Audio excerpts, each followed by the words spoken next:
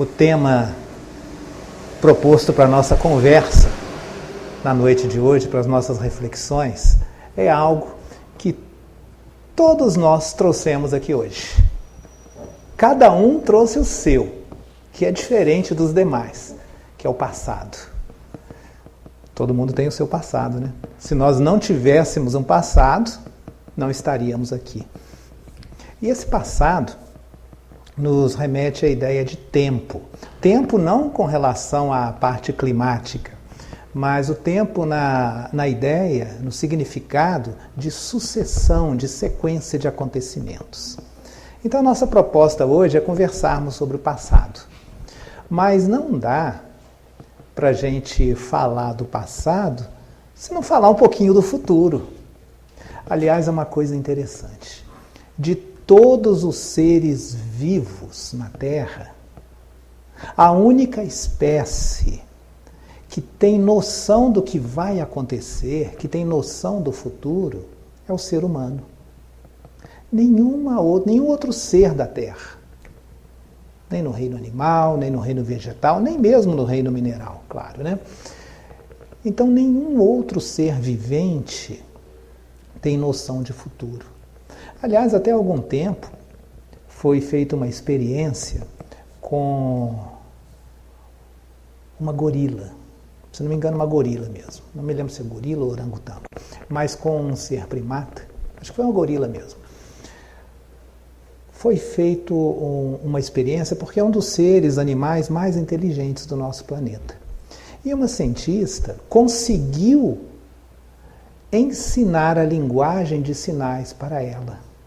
E passou a se comunicar pela linguagem de sinais. Ela conseguiu aprender cerca de 600 palavras.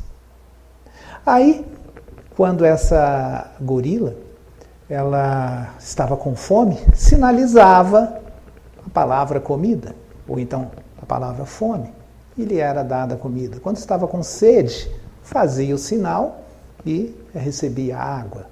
E assim por diante, foram se comunicando por bastante tempo. Essa cientista percebeu que aquela gorila só conseguia perceber o presente.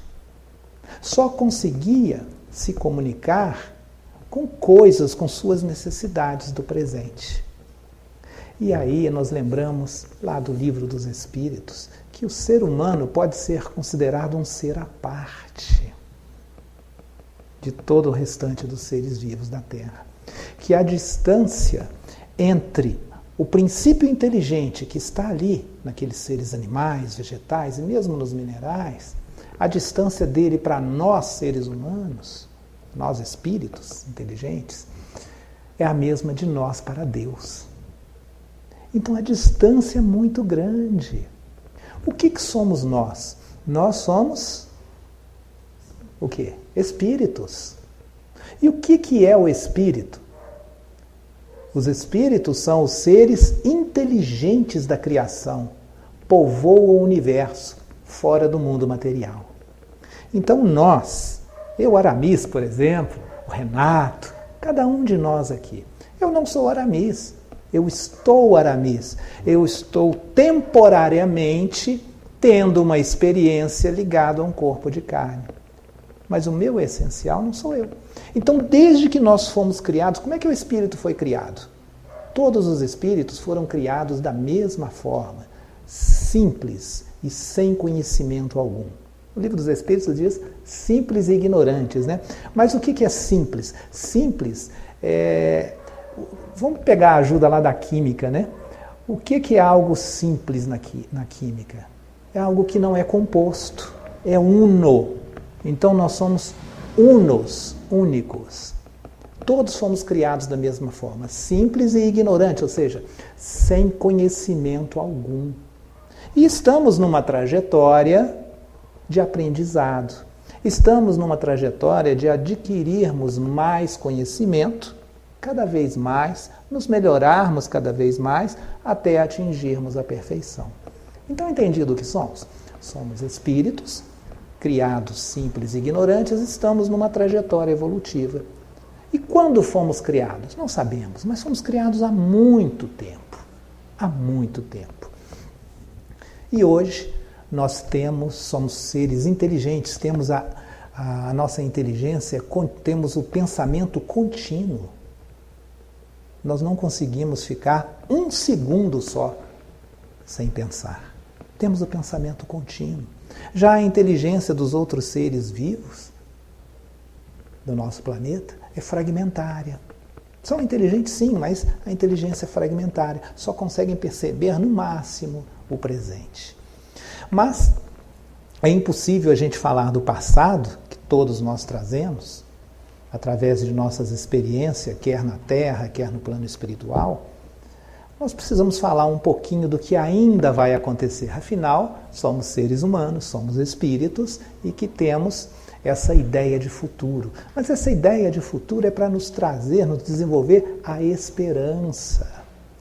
É termos a esperança e a convicção de que nós podemos melhorar, podemos evoluir e muito.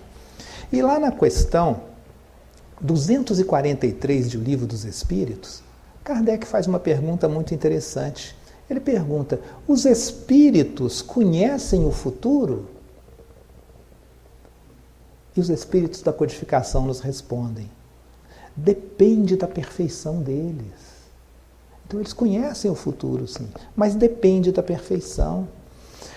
Quanto mais evoluído é o espírito, quanto mais elevado é o espírito, ele mais claramente vai enxergar o futuro. Mas o futuro para os espíritos lhes parece o presente. Olha que interessante. O futuro lhes parece o presente. E o espírito vê o futuro mais claramente à medida que se aproxima de Deus. Ou seja, à medida que nós temos mais conhecimento, que nós somos mais elevados, temos mais sabedoria, nós vamos enxergando esse futuro mais claramente. E esse futuro parece o nosso presente. Mas isso ocorre conosco, espíritos encarnados aqui na Terra também. Vamos tentar trazer assim para a nossa vivência do dia a dia alguns exemplos práticos. Imaginemos um engenheiro, por exemplo. Ele está examinando uma barragem. Então ele olha para aquela barragem, examina aquela barragem e ele pode falar: essa barragem vai ruir. Mas será que vai mesmo? Se a gente passar lá, talvez a gente não perceba. Mas como ele tem conhecimento técnico, ele analisa a situação e pode dizer que a barragem vai ruir. Aí passa algum tempo, se não tiver manutenção daquilo, vai ruir. Outra coisa que a gente está lembrando aqui agora, há muito tempo, quando na época do Brasil Império, Dom Pedro II iniciou a construção das ferrovias brasileiras. E essa ferrovia que atende aqui Juiz de Fora, a nossa região, foi construída na época de Dom Pedro II, onde o governo de Dom Pedro II fez questão de começar a interligar o Brasil com as ferrovias. Há muito tempo, a cidade de onde eu venho, Santos Dumont, ela foi acometida por duas enchentes que destruíram bastante coisa da cidade. Uma foi em 1953, década de 50 por aí. E outra foi mais ou menos nos meados dos anos 1980, que destruiu muita coisa da cidade. E a ferrovia, construída na época de Dom Pedro II, ela foi planejada por engenheiros, inclusive havia engenheiros brasileiros. Ela foi planejada para não ser alagada. E essa ferrovia corta a cidade de Santos Dumont. Então, nas duas enchentes que praticamente destruíram a cidade, não afetaram a ferrovia. Aqueles engenheiros que fizeram o cálculo do alagamento, das possibilidades de alagamento, construíram a ferrovia para não ser alagada. E isso aconteceu. Será que eles podiam prever o futuro? Vai ter alagamento aqui, mas a ferrovia não vai ser atingida. Essa previsão do futuro depende do conhecimento e da experiência do espírito. Então, quando um espírito ele prevê o futuro, é porque ele tem uma determinada capacidade de conhecimento. Não quer dizer que aquilo vai acontecer, mas tem possibilidade de acontecer. E quanto mais elevado é o espírito, a maior probabilidade daquilo que ele disser pode se realizar. Entendeu a questão? Então, quanto mais conhecimento, quanto mais sabedoria tem o espírito, aquilo que ele previu tem mais possibilidade de acontecer. Então, o que vai acontecer no futuro é uma série de probabilidades. Que a probabilidade de acerto vai aumentar na proporção do conhecimento daquele espírito, da evolução daquele espírito. Sim, em todas as áreas, né? Na medicina, na engenharia, né? Na inteligência artificial. Inteligência artificial é um marketing esse nome, né, gente? Isso aí foi um achado esse marketing. Porque, na verdade, o nome da inteligência artificial deveria ser estatística multifacetada. Porque o que acontece com a inteligência artificial? Você faz, digamos assim, uma pergunta, né? Você insere dados lá para uma pergunta e a sua resposta vai ser baseada nas palavras mais prováveis para acertar a resposta. Por isso que de vez em quando a inteligência artificial alucina, né? Responde umas coisas que não tem nada a ver. Porque ela vai pegar o que é mais provável. E quanto mais ela for treinada, mais possibilidade de acertar. Então, é tudo uma questão de conhecimento, de sabedoria, de elevação em relação ao espírito. Então, nós já vimos aqueles profetas da antiguidade, que na verdade eram médiuns, recebiam informações de espíritos superiores a respeito do futuro. Daí as profecias, que tem grande possibilidade de acontecer. Então a gente vê que essa previsão de futuro não tem nada de sobrenatural. É proporcional ao conhecimento de cada pessoa. Mas, quando nós estamos pensando muito no futuro, então o futuro, o que é? É uma possibilidade de algo que vai acontecer.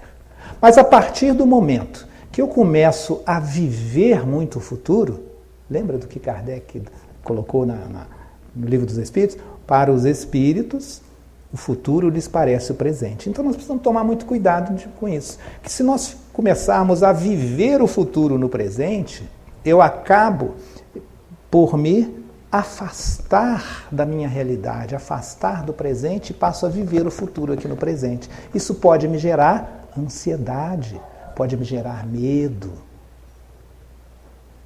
Um exemplo, às vezes a gente fica pensando, eu tenho que ir lá no centro espírita.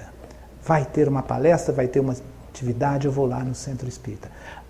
Mas eu moro meio longe, está de noite, está chovendo, tem pouca gente na rua, então posso sair, pode acontecer um acidente, pode dar um pé de vento, derrubar uma árvore e cair em cima de mim. Não, se eu pegar o ônibus, ficar no ponto de ônibus, eu posso ser assaltado. Então a gente começa a construir uma série de possibilidades. Aí a gente fica com medo. Como é que vai ser o dia de amanhã? Às vezes a gente está assistindo uma palestra no centro e fica pensando, o que eu vou fazer quando eu chegar em casa? Eu vou comer isso. Eu vou fazer aquilo. A gente se desloca e acaba se desconectando do nosso presente, não aproveitando o presente da maneira que a gente deveria aproveitar. Então, a partir do momento que eu fico excessivamente vivendo o futuro no presente, eu me desloco da minha realidade. E isso pode acabar gerando o medo do futuro. O medo de que algo dê errado. Acaba gerando uma preocupação. Pensamentos repetitivos. Eu começo a antecipar situações que ainda não aconteceram e que talvez nem aconteçam. E pelo nosso próprio passado negativista, a gente pode antecipar situações negativas. Ai, se acontecer alguma coisa. Eu posso começar a desenvolver a necessidade de controlar situações que eu realmente não tenho controle.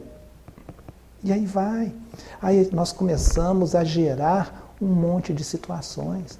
Aí às vezes acontece uma perda na nossa vida. Uma perda por uma desencarnação, uma perda por uma situação, uma separação de casais, por exemplo. Aí a gente fica, o que será de mim?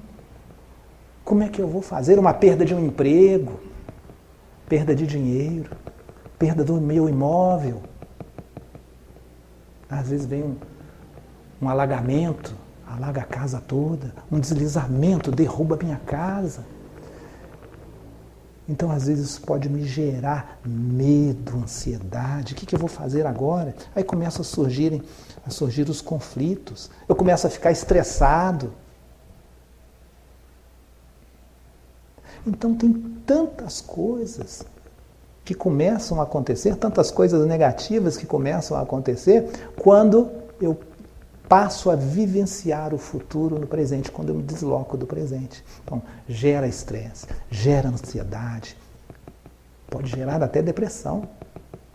Então, nós precisamos ficar atentos para não ficarmos vivenciando excessivamente preocupados com o futuro. Precisamos ser previdentes.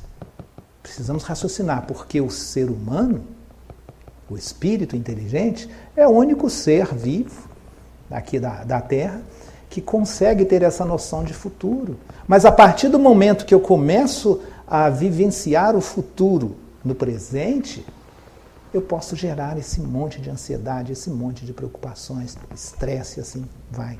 E aí nós nos lembramos dos ensinamentos de Jesus, que fala: observai os pássaros no céu. Eles não semeiam, eles não ceifam, mas o Pai lhes providencia o alimento. Então Jesus vem nos trazer uma mensagem de tranquilidade. Na verdade, essa passagem, a gente não deve interpretá-la ao pé da letra, porque é uma simbologia aquilo que está no Evangelho. Então, não devemos interpretar na maneira de sermos comodistas, de ficarmos estagnados, mas na fé que nós precisamos ter no futuro, na esperança que nós precisamos ter do futuro. E Jesus, ainda nessa mesma passagem, ele nos recomenda: não acumuleis tesouros na terra, acumuleis tesouros no céu. Ele não está falando para a gente não se preocupar com a parte material. Mas os tesouros que nós vamos levar são os tesouros do céu, são os tesouros do Espírito. São as nossas virtudes que nós precisamos desenvolver enquanto estivermos encarnados aqui na Terra. Então nós precisamos, claro, cuidar do nosso lado material, cuidar da parte financeira, mas precisamos, principalmente, cuidar do nosso lado espiritual, porque aquilo que nós desenvolvemos, as virtudes espirituais que nós desenvolvemos, é que nós vamos levar conosco, porque a parte material vai ficar tudo por aqui. E essas virtudes que nós estamos adquirindo agora serão o nosso patrimônio no futuro, da mesma forma que o nosso patrimônio moral que temos agora foi adquirido no nosso passado. E Jesus diz nessa passagem também: buscai primeiramente o reino de Deus, ou seja, busquemos os nossos atributos espirituais, desenvolvamos as nossas virtudes. Essa é a busca do reino de Deus. Se fizermos isso, tudo nos será dado por acréscimo. A nossa vida ficará mais equilibrada, porque as minhas ações serão mais equilibradas. Então, nessa passagem, Jesus está nos dizendo para não está dizendo para sermos comodistas ou imprevidentes, mas ele nos fala da fé. Ele fala que nós precisamos ter a fé no futuro. E aí, lá na questão 242 do Livro dos Espíritos, ele vai falar um pouquinho do passado. Os espíritos vão falar do passado, eles vão falar o seguinte: o passado, quando com ele nos ocupamos, é presente. Então, sempre que nós nos ocuparmos com algo que já passou, aquilo se torna presente. Nós sabemos, gente, que o passado não tem como a gente modificar, tem? Não tem jeito da gente mudar o passado. Passou, acabou, não há nada que eu possa fazer para modificá-lo. Ou algo bom que fizemos, ou algo ruim que fizemos, não tem como a gente modificar. É daqui para frente. Mas toda vez que eu me ocupo com o passado, aquele passado se torna presente. Vamos tentar dar um exemplo bem prático aqui. Aconteceu numa época, uma ocasião, onde um casal, era mais ou menos recém-casado, não eram tão recém-casados não, mas um jovem casal estava lá vivenciando sua vida, construindo sua vida, estavam lá bem e tudo, e estavam programando para ir num acontecimento social. E a esposa dele era o acontecimento social que ela tanto queria ir. Então ela começou a se preparar para ir nesse evento. Se preparou, foi se arrumar, mandou fazer um vestido, encomendou um vestido que caísse bem no corpo dela. Então, depois de certo tempo, entregaram o vestido para ela, adorou o vestido, então ela se preparou o máximo que ela pôde para aquele dia. Aí chegou o dia do evento.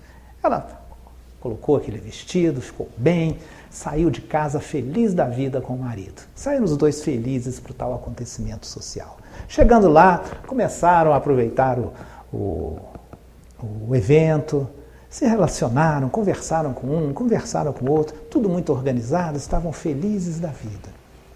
Até certo ponto, quando ela encontrou com a irmã do marido dela, a cunhada, né?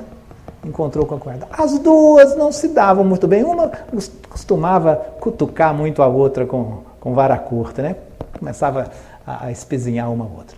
Mas a ela chegou perto da cunhada e resolveu, vou falar do meu vestido para ela, que o vestido ficou maravilhoso. Aí chegou lá e as duas conversando, até que ela falou, cunhada, estou adorando esse evento, está tudo muito bom, tudo legal, né? Tá tudo ótimo. E olha só, estou muito feliz com esse vestido que está aqui. Eu encomendei, fiz esse vestido por encomenda. Olha só como é que ele ficou. O que você achou desse vestido? Aí a cunhada não perdeu a oportunidade, virou para ela e falou, olha, para te falar a verdade, parece que você comeu um boi e colocou esse vestido no corpo e veio aqui para a festa. Bastou ela falar aquilo, que ela começou a se remoer, ficou com uma raiva danada. A vontade dela era voar no pescoço da cunhada, mas ela não fez isso não. Ela se segurou, mas se remoeu, desconversou, foi embora, saiu dali, mas ficou se remoendo com um ódio danado da cunhada. A partir daquele momento, aquela festa acabou para ela. Ela não conseguia mais se sentir bem na festa. Ela começou a ter dor de estômago. Não conseguia conversar direito com ninguém. Começou a xingar um, xingar outro, responder mal ao outro. Começou a brigar com o próprio marido ali. Acabou a festa para ela. Tanto que não tinha mais condições de continuar ali, resolveram ir embora, saíram da festa. Nada estava bom para ela. Aí resolveu, vamos embora para casa, não quero ir em mais lugar nenhum não, quero ir embora para casa. Aí foi, ela com o marido foram embora para casa e no caminho os dois discutindo, começou a brigar com o marido, nada estava bom. Chegou em casa, continua aquela briga, tira o vestido, quando chega em casa, joga para lá. Acabou a noite do casal. Ficaram alguns dias até sem conversar, de tanta raiva que ela ficou. Até que o tempo foi passando, né? Ela foi se acalmando, aí voltou ao normal. Voltou à vida de casal normal. Aí passaram-se alguns meses, aí ela teve que ir no aniversário. Ela e o marido foram convidados para o aniversário. Ela falou, vou me arrumar para ir no aniversário, estou tão bem, né? Abriu o guarda-roupa lá, aí vão ver, que vestido que eu vou usar? Esse aqui não, esse aqui não, esse aqui pode ser, esse aqui não, esse aqui não. A hora que foi passar por aquele vestido daquele evento social, a hora que ela viu, pegou aquele vestido lá, ela lembrou. Aquela megera, ela não tinha o direito de falar aquilo comigo. começou a ter dor de estômago, a desenvolver um ódio, voltou a sentir aquilo tudo novamente. Aí nós lembramos o que os Espíritos nos falaram? Quando nós nos ocupamos com o nosso passado, ele se torna presente para nós. Então, pelo fato dela ver aquele vestido novamente, ela se lembrou do passado e passou a vivenciar tudo aquilo novamente. Todo aquele mal-estar, aquela sensação negativa que ela sentiu, passou a sentir de novo. E aquilo passava a acontecer toda vez que ela via o vestido. Sempre que ela ia ver o guarda-roupa, passar os vestidos lá, via aquele vestido, sentia aquele negócio todo de novo. Mas também ela não vendia o vestido, não trocava o vestido, não dava o vestido. Então são coisas que acontecem com a gente. Quando a gente se lembra de alguma coisa, passa a vivenciar aquilo novamente. Principalmente quando essa lembrança é muito intensa. Então nós precisamos nos alertar para esse fato. E tanto é importante o esquecimento do passado, porque nós temos o esquecimento do passado quando nós reencarnamos. Porque senão coisas tão difíceis que aconteceram conosco, às vezes até entre nós, da mesma família, que às vezes fomos inimigos, fomos opositores em encarnações passadas, se a gente se lembrasse disso conscientemente, a gente não conseguiria mais conviver para reparar as nossas faltas, para treinar o amor entre um e o outro, a tolerância, a ajuda, não conseguiríamos. Da mesma forma, não fizemos somente coisas ruins no passado, fizemos coisas boas também. Mas da mesma forma que esquecemos o passado para coisas ruins, esquecemos para coisas boas também. Porque imagina só, às vezes o Renato, por exemplo, fez tanta coisa boa no passado, né, Renato? Fez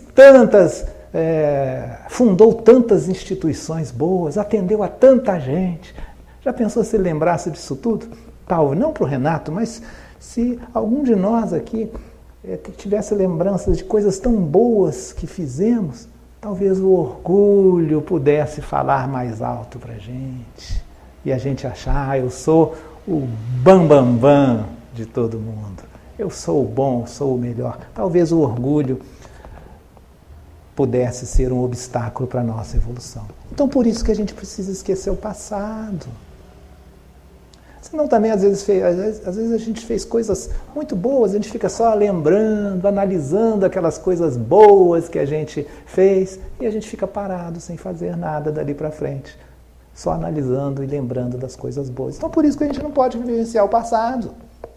A lembrança do passado, de vez em quando, é importante, mas não podemos vivenciá-lo no dia, assim, sempre, né, no dia a dia. Nós precisamos abraçar a realidade atual, porque não tem nada que a gente possa fazer para mudar o passado. Mas eu posso fazer tudo agora para construir um futuro melhor. Porque o futuro, ele é construído diante dos nossos atos, no presente.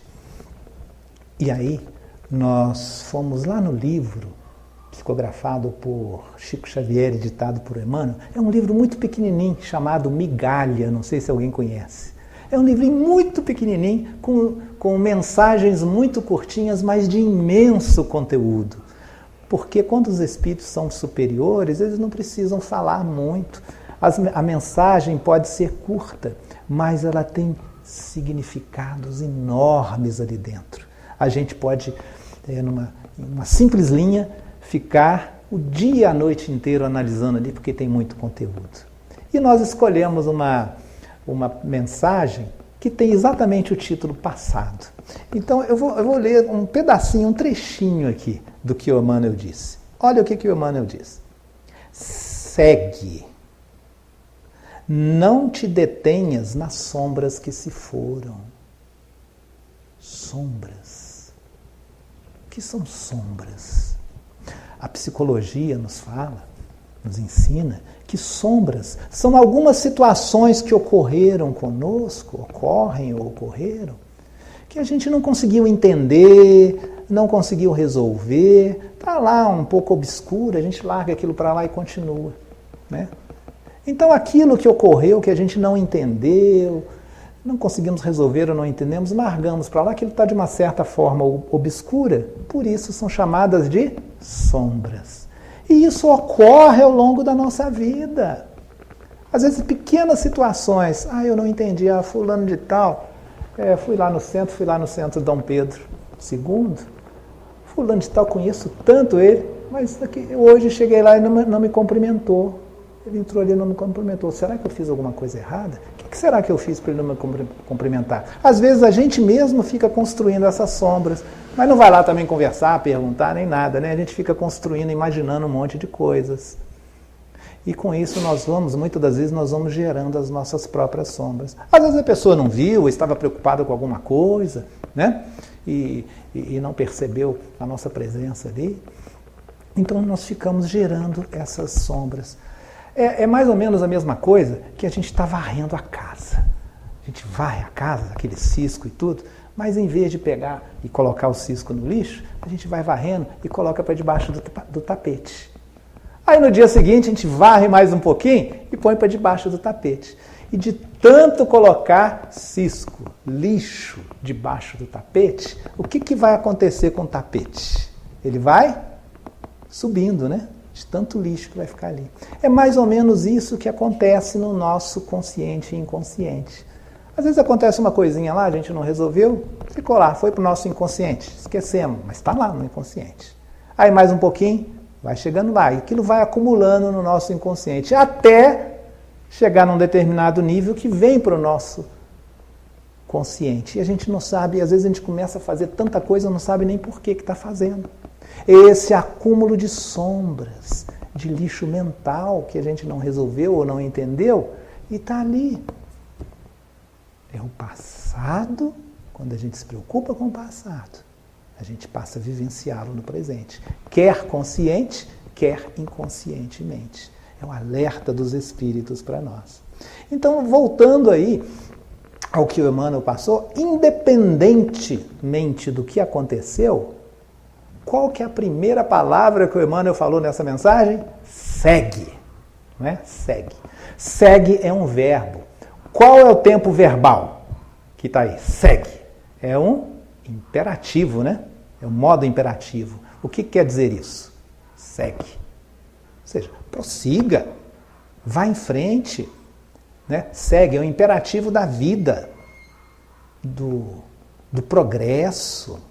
É a lei do progresso.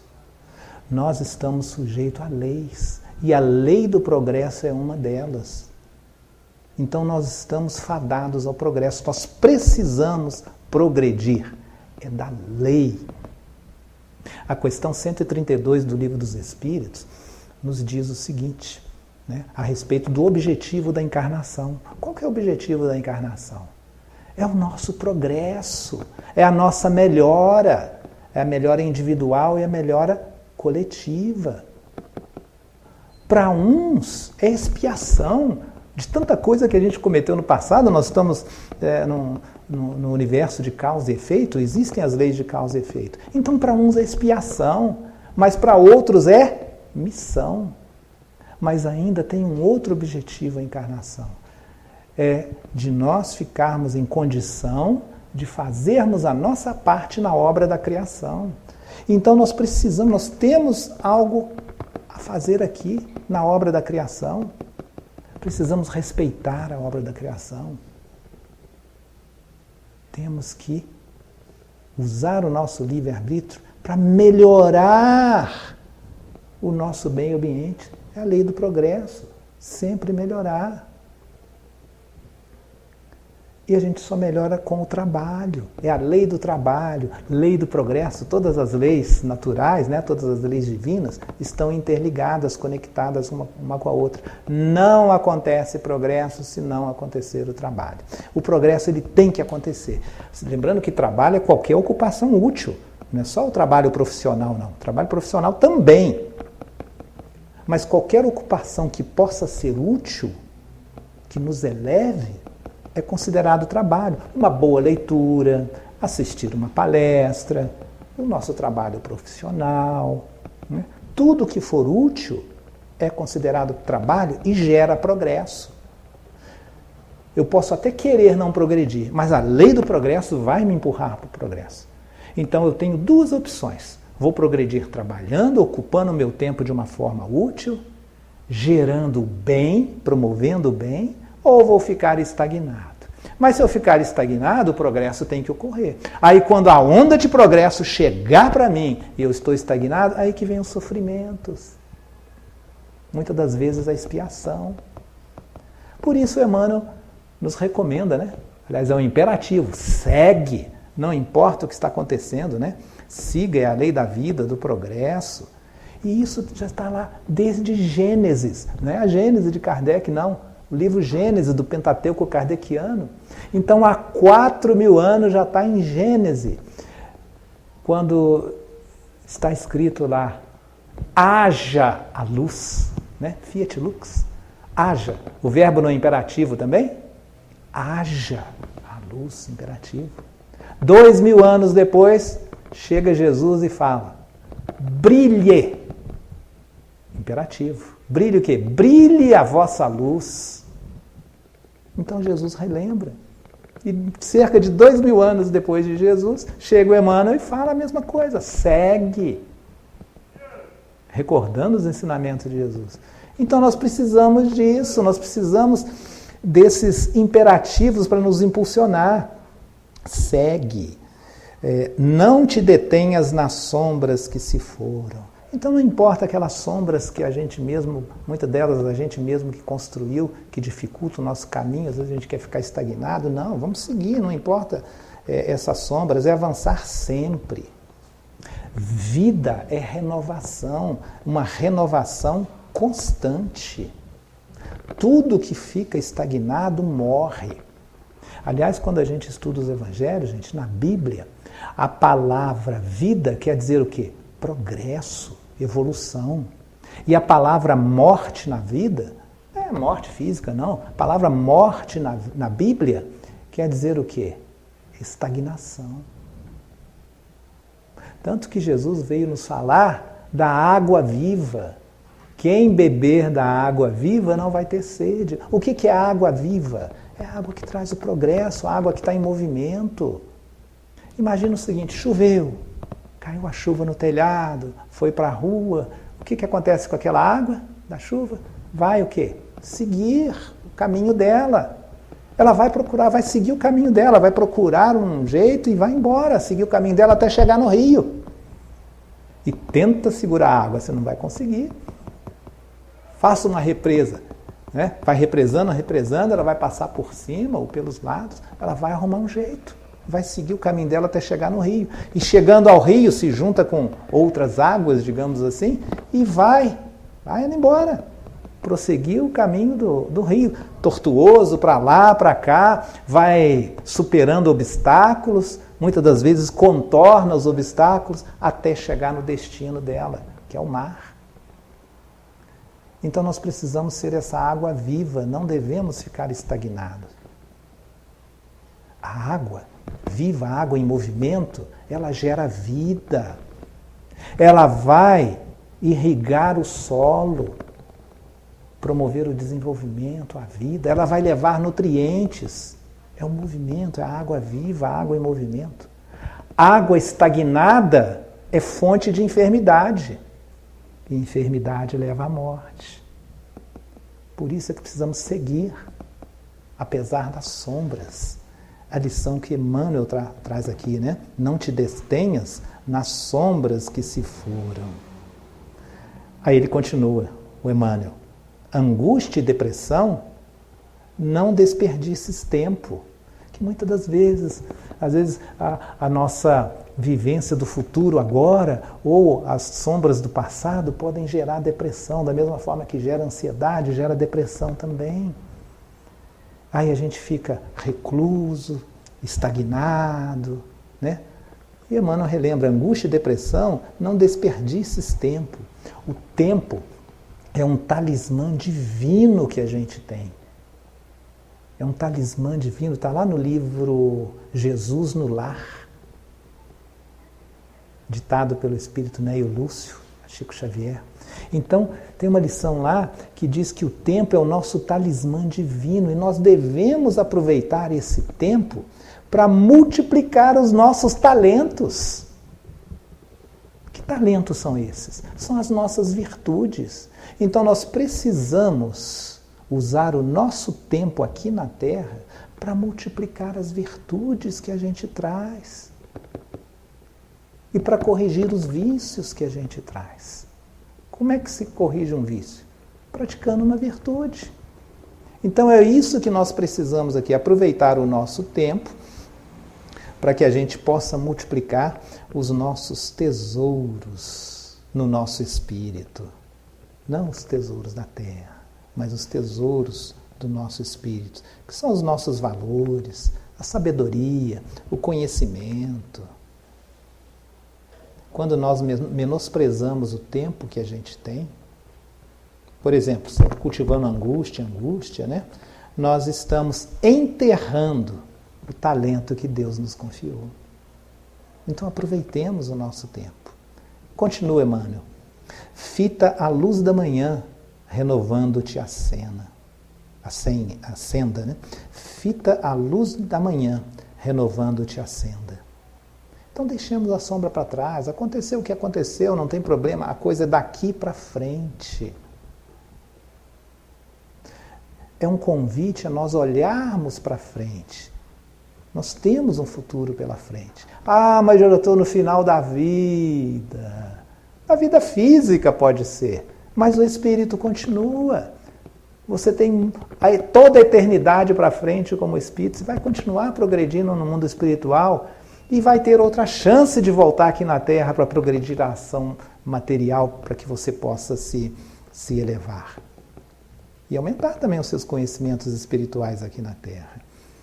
E o Emmanuel fala uma coisa que eu achei muito interessante. Ele fala o seguinte: ama, serve e perdoa. Isso que a gente precisa fazer para nos libertar. Perdão é liberdade. Quando a gente perdoa a alguém, por pior que seja a atitude que alguém possa ter tido conosco, a gente se liberta daquela situação.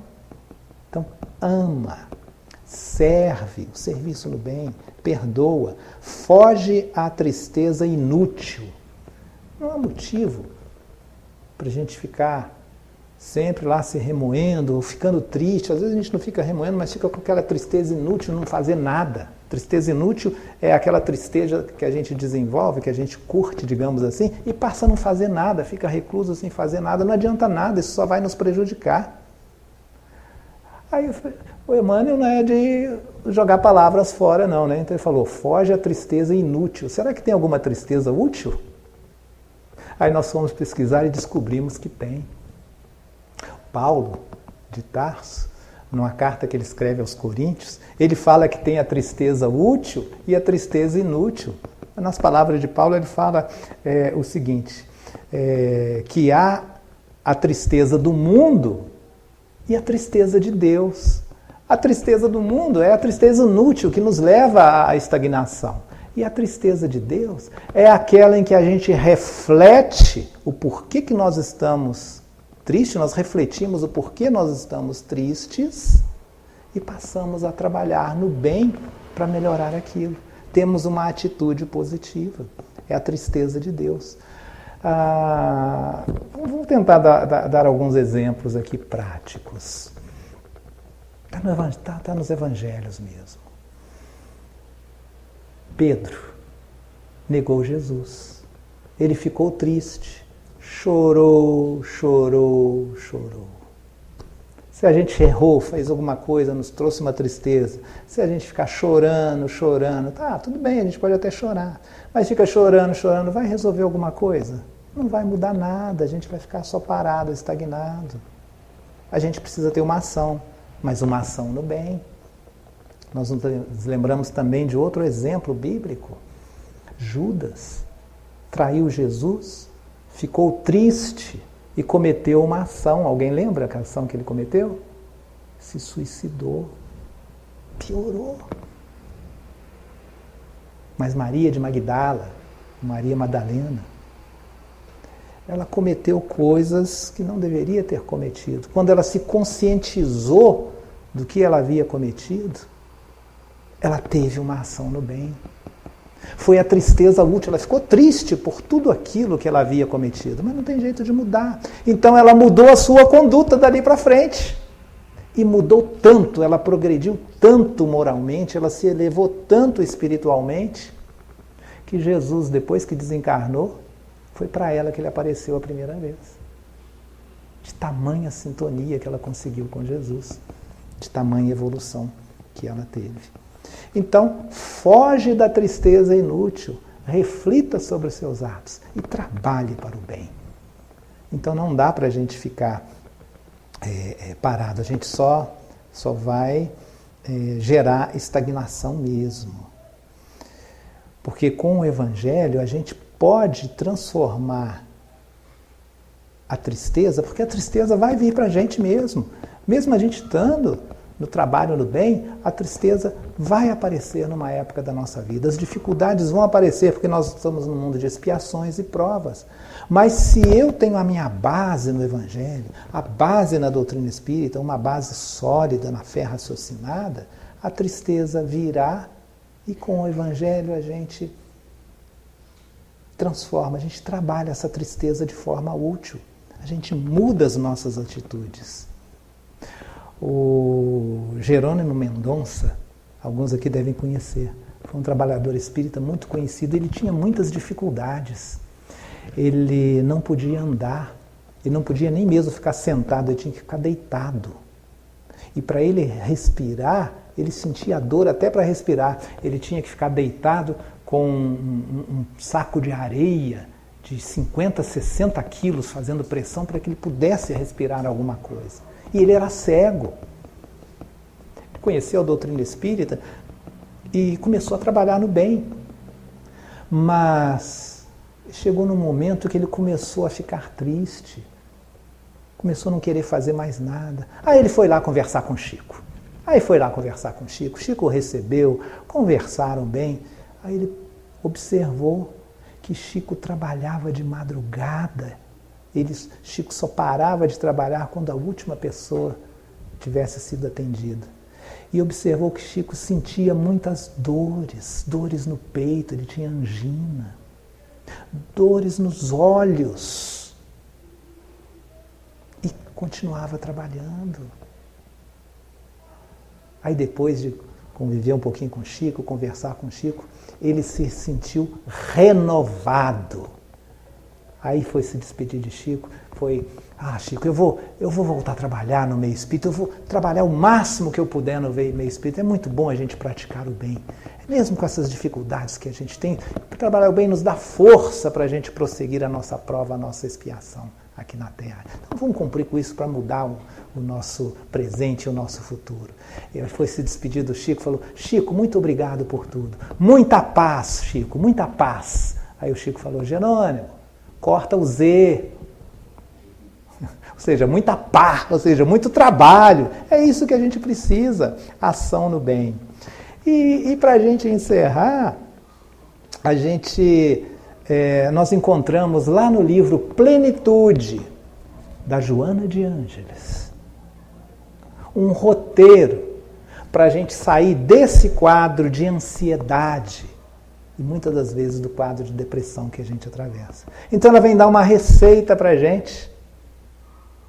gente, algumas coisas que a gente precisa para a gente sair desse estado de ansiedade, que também leva a gente à estagnação. Antes disso, nós até fizemos uma pesquisa e vimos que os consultórios de psicólogos estão lotados com pessoas em depressão. Mas o nível de ansiedade hoje está tão grande que a ansiedade já superou os casos de depressão nos consultórios da psicologia. Então, Joana, através lá do livro Plenitude, vai nos dar umas dicas que vão nos ajudar. Então, segundo a Joana, a gente precisa de 4 coisas. Claro que nós vamos precisar do tratamento médico, do tratamento da ciência acadêmica, mas além disso nós precisamos de 4 coisas, senão não vai resolver. Senão você vai ter o seu atendimento lá profissional, você pode melhorar, mas se você não cuidar desses passos, depois pode voltar a coisa. Então a Joana nos dá 4 dicas. A primeira coisa que a gente precisa é a vontade. A gente tem que querer mesmo, é a vontade. Sem vontade não adianta, a gente não vai conseguir sair desse quadro. Então nós precisamos substituir aquela frase que a gente geralmente fala, né? Eu preciso mudar. Realmente precisa, mas e daí? Então vamos substituir o eu preciso mudar para eu quero mudar. Então vamos ter a primeira atitude. Precisamos ter vontade. A segunda coisa que a Joana nos fala, que além disso nós precisamos do conhecimento espiritual. Sem o conhecimento espiritual não adianta, não vai resolver permanentemente. Nós precisamos saber quem nós somos. É o autoconhecimento, eu preciso me conhecer. Se eu não me conhecer, não adianta. Eu não vou conseguir sair desse quadro. Mas o que eu sou? Eu sou um espírito imortal, que passo temporariamente por experiências na matéria, que sou regido pelas leis de causa e efeito. Eu preciso saber que tem a reencarnação, que eu vou poder continuar a me melhorar. Eu tenho que me conhecer. Eu tenho que analisar os meus atos. Então a primeira coisa qual que é? Vontade. Segunda coisa? Autoconhecimento. E no autoconhecimento está aí o conhecimento espiritual. Se eu não me conhecer como espírito, se eu me considerar matéria, não adianta, não vai resolver. Eu vou ter esse problema futuramente, talvez até depois que desencarnar e numa outra encarnação também. Então vamos nos conhecer mesmo como espíritos imortais que estamos em progresso. Por isso assista a palestra espírita. Leia, estude livros espíritas. Se você não é espírita, vai lá na sua religião. Você precisa de um conhecimento espiritual. Terceira coisa, contato com a natureza. Nós somos da natureza, precisamos do contato com a natureza. Às vezes, simplesmente contemplar uma árvore, olhar para um céu estrelado. É até difícil a gente ver céu estrelado à noite na cidade. A vida moderna nos tira desse contato da natureza. A gente olha para o céu aqui na cidade e não consegue ver estrela. Nem quanto tempo não está nublado por causa das luzes da cidade. Mas se a gente tiver essa oportunidade, vamos lá, vamos contemplar uma árvore, vamos contemplar uma relva. Vamos andar no chão com o pé descalço, né, numa grama, né, tem um contato com a natureza. Porque a partir do momento que a gente contempla o céu, contempla uma árvore, contempla a natureza, nós passamos a acalmar as nossas emoções. Nós passamos a sintonizar a mente com a harmonia universal, porque tudo da natureza está em harmonia. E assim a gente contrapõe o isolamento gerado pela vida moderna e gerado pela tecnologia, o excesso de tempo que a gente gasta em frente à tela. Então vamos ter algum tempinho também para ter um contato com a natureza. E a quarta coisa, meditação. Joana diz que é muito importante nós fazermos o uso da meditação. Mas nesse sentido de meditação não se trata da gente ficar imóvel, não, ficar em transe, não é isso não. Joana quer dizer que nós precisamos reservar alguns momentos diariamente para uma autoanálise reflexiva dos nossos atos. Ou seja, novamente eu preciso me conhecer e para eu me conhecer eu tenho que refletir sobre os atos que eu tive no dia. Vamos passar em revista, né, os atos que nós tivemos. A gente pode fazer isso até à noite, antes de dormir, né? Analisar o que eu fiz, me colocar no lugar do outro para eu sentir, né, o que eu fiz realmente. E podemos também avaliar se as nossas condutas que tivemos durante o dia, se elas seriam, digamos assim, aprovadas por Jesus. O que Jesus faria nessa situação? Será que eu fiz de acordo com o que Jesus faria ou não? Então, a meditação nesse sentido, um exercício diário. Então, se nós fizermos essas 4 coisas, quais são elas, gente? Primeira, ter vontade. Segunda, autoconhecimento, saber o que somos. Terceira, contato com a natureza, pelo menos breves contatos com a natureza. Não podemos perder esse contato, porque nós somos elementos da natureza também. Os elementos da natureza estão no nosso corpo físico.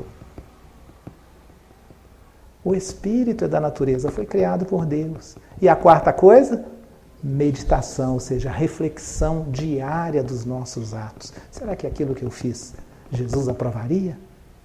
Ou Jesus discordaria? Então são os exercícios que a gente precisa fazer.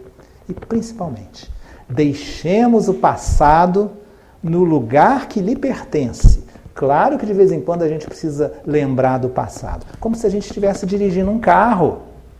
De vez em quando a gente olha para o retrovisor, né? Para quê? Para ver se tem algum perigo. Mas se eu ficar olhando para o retrovisor, eu vou provocar um acidente, eu vou bater com o carro. Então o passado é assim. Vamos observar do passado que nós erramos para a gente fazer de uma forma correta, de uma forma melhor. E vamos observar o que nós acertamos para continuar acertando. E quem sabe a gente pode melhorar também. Mas vamos deixar o passado, essa é a situação do passado. Esse é o lugar que pertence ao passado. Não é a gente ficar revivenciando todo o passado, aquilo tudo no presente, não é de vez em quando. Né? Vamos deixar o passado no lugar que lhe pertence, extraindo as lições que ele nos proporcionou, mas olhando acima de tudo para a frente.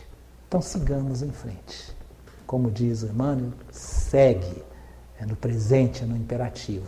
Vamos aproveitar o presente, que é o único lugar do tempo que nós podemos fazer alguma coisa. Claro que nós sabemos que aqui no presente nós somos escravos do nosso passado. Então nós estamos passando por aquilo que nós mesmos plantamos.